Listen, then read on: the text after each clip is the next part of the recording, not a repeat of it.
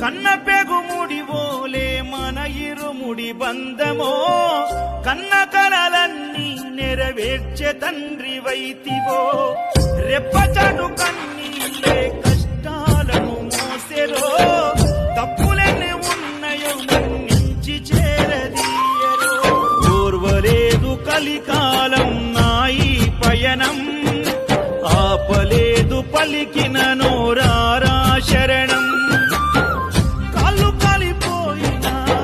సీమునెత్తురొచ్చినా సల్లసెమటలు వట్టి సొమ్మసిల్లినా